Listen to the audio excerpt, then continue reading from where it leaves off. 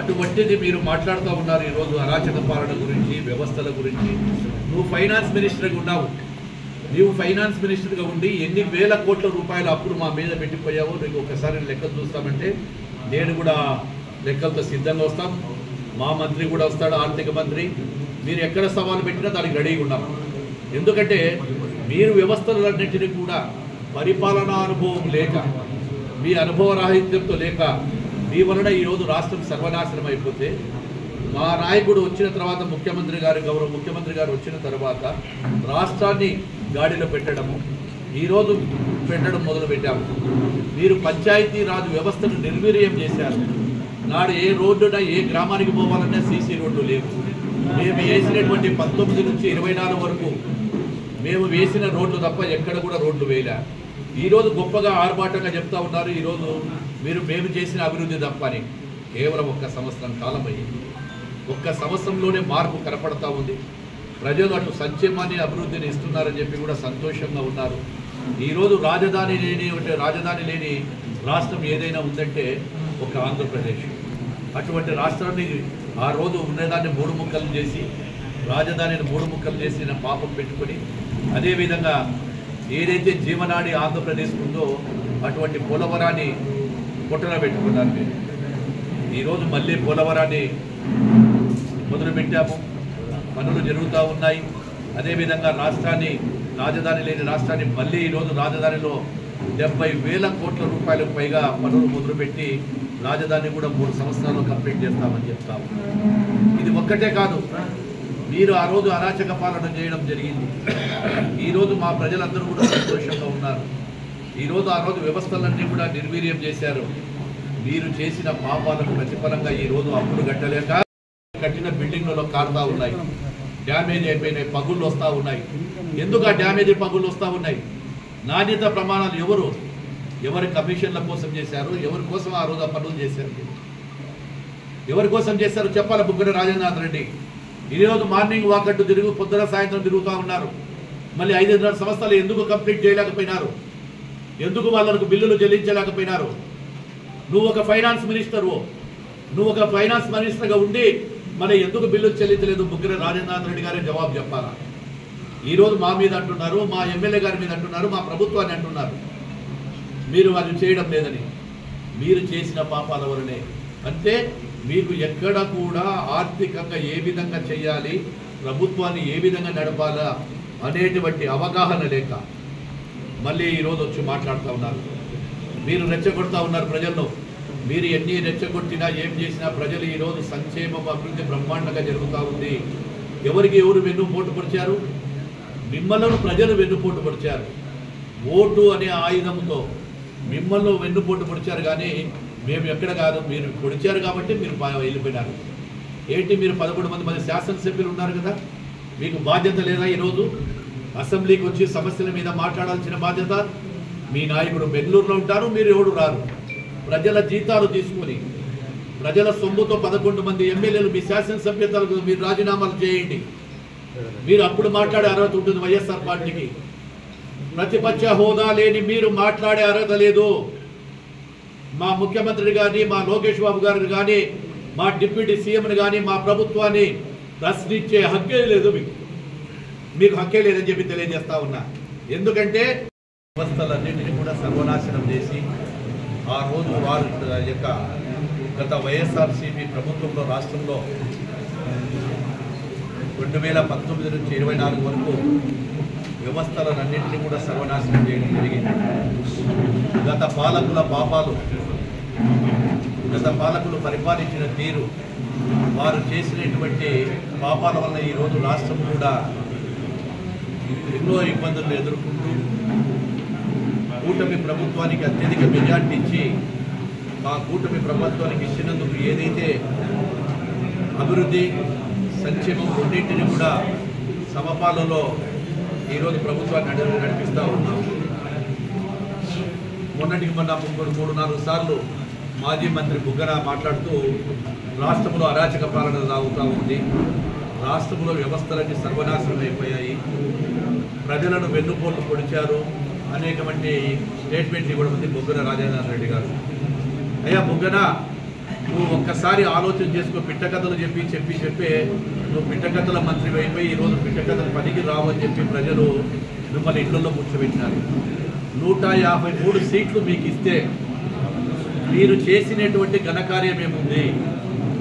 మీరు రాష్ట్రంలో మొదలు పెట్టిన తర్వాత పరిపాలన మొదలు పెట్టడమే ప్రతీకార చర్యలతో ఆ రోజు ప్రజాస్వామ్యంలో మొదలుపెట్టినప్పుడు పైలాలను పగలగొట్టడము, అదేవిధంగా ప్రజావేదికను ప్రజల కోసం ఇచ్చినటువంటి ప్రజలతో ప్రభుత్వంతో సొమ్మును ప్రజల సొమ్ముతో కట్టించినటువంటి ప్రజావేదికను కక్షపూరితంగా కూర్చోబెట్టి ఆ రోజు మీ నాయకుడు మొదలుపెట్టాడు. భూమి పూజ చేసినట్టు ప్రజావేదికను కూర్చోడం మొదలుపెట్టాడు.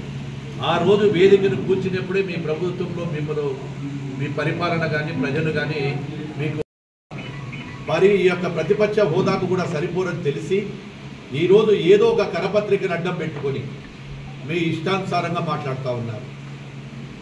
మీరు ఎన్ని చెప్పినా ఈ రాష్ట్రాన్ని గాడిలో పెట్టి ఇటు అభివృద్ధిని, గ్రామాలను, పంచాయతీరాజ్ వ్యవస్థను, R&Bని, అదేవిధంగా మీరు ప్రతి శాఖలో కూడా మా అభివృద్ధిని చూస్తూ ఉన్నారు. ఒక్క సంవత్సరంన్నర కాలం ఇంకొక 1 ఇయర్ పోతే ఎక్కడ పోయినా అభివృద్ధి కళ్ళకు ఏ విధంగా కనపడుతుందో మీరు చూడండి. ఇప్పటికే ప్రజలు చూస్తూ ఉన్నారు. గ్రామాలలోకి వెళ్తే ఎక్కడ చూసినా ప్రతి గ్రామంలో 50 లక్షల నుంచి ₹1 కోటి వరకు సీసీ రోడ్డు వేయడం జరిగింది. ఈరోజు అదేవిధంగా సంక్షేమ పథకాలతో రేపు మళ్ళీ ఏదైతే తల్లికి వందనం ఇచ్చామో సూపర్ 6లో భాగంగా తల్లికి వందనం కూడా రేపు ఖచ్చితంగా పిల్లలు బడి స్కూల్ తెచ్చేటప్పటికి ఇవ్వడం అవుతుంది. అన్నదాత సుఖీభావ అది కూడా ఇవ్వబోతున్నాము.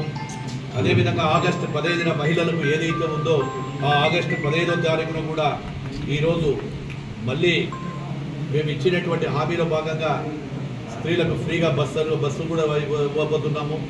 ఇప్పటికే సిలిండర్లు ఇవ్వడం జరిగింది. ఏంటి మీ అరాచక పాలన? రెవెన్యూ డిపార్ట్మెంట్లో title act, land title act తీసుకొని ఎవరో పూర్వం తల్లిదండ్రులు ఆస్తులు ఇస్తే వాళ్ళ బుక్కుల మీద మీ యొక్క పాస్బుక్ల మీద మీ ఫోటోలు మీ నాయకుడు వేసుకుంటారు. ఆఖరికి సిగ్గు శరం లేకుండా నెంబర్ రాళ్ళ మీద కూడా మీ ఫోటోలు వేసుకున్నారు. మీరు మమ్మల్ని పరిపాలించారు.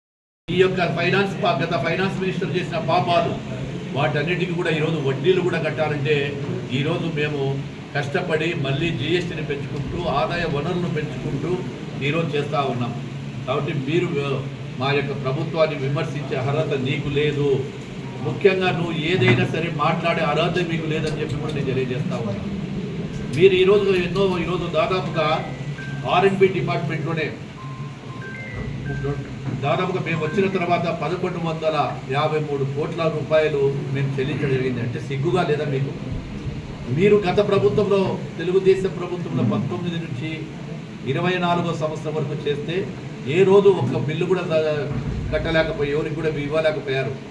చాలామంది కాంట్రాక్టర్లు ఆత్మహత్య చేసుకున్నారు.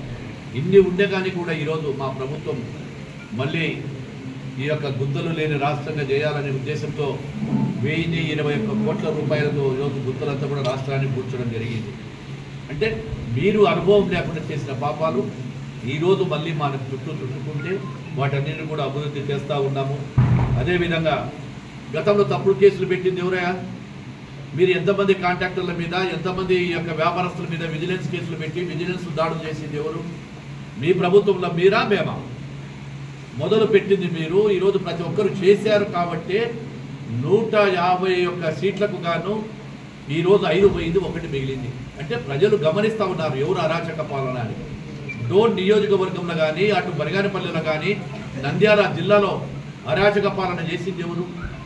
ముసుగు చాటున బయట ఒక మాట లోపల ఒక మాటగా వేసిన లీడర్లు ఎవరో మీకు అందరికీ కూడా తెలుసు. ఈరోజు మేము అభివృద్ధి చేస్తూ ఉంటే ఓర్చుకోలేకుండా పోతూ ఉంటాం మీరు. కాబట్టి విమర్శలు చేసేటప్పుడు మేము గతంలో చేసిన పాపాల వల్ల శిక్ష పడేదానికి మాకు ప్రజలు శిక్ష వేశారు. మళ్ళీ మీరు సమస్యలు ఉంటే మా దృష్టికి తీసుకురండి.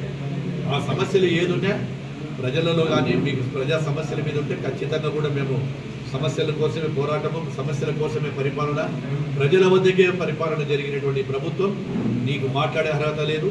మీ నాయకుడికి కానీ మీకు కానీ ఎవరే కానీ మా యొక్క కూటమి ప్రభుత్వాన్ని విమర్శించే అర్హత లేదని చెప్పి తెలియజేస్తూ, ఏది ఏమైనా త్వరలోనే ఇచ్చినటువంటి హామీలన్నీ కూడా కంప్లీట్ చేస్తామని చెప్పి మీకు తెలియజేస్తూ ఉన్నాము.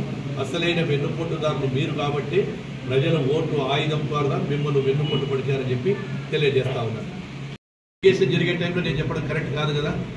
ఇన్వెస్టిగేషన్ జరుగుతూ ఉంది. ఇన్వెస్టిగేషన్లో ఎవడో అక్రమాలు చేసినా ఏమి చేసినా ఖచ్చితంగా అది బయటకు వస్తుంది. అదే కాదు, ఇంతకుముందు మైనింగ్లో కూడా ఇక్కడ ఏం జరిగిందో అందరికీ తెలుసు. ఎవరి మీద విజిలెన్స్ కేసులు కావచ్చు, 2 మండలాలను తీసుకొచ్చి ఇక్కడ మైనింగ్ ఆఫీస్ పెట్టి దానివల్ల ఏమేమి జరిగిందో అవన్నీ కూడా జరిగినాయి. త్వరలోనే చేసిన ప్రతి అక్రమం ఎవ్వరు చేసినా వాటి మీద ఖచ్చితంగా పర్యవేక్షణ చేస్తాము. అధికారుల ద్వారా ఖచ్చితంగా వాటిని నిరూపించాలని తెలియజేస్తాము.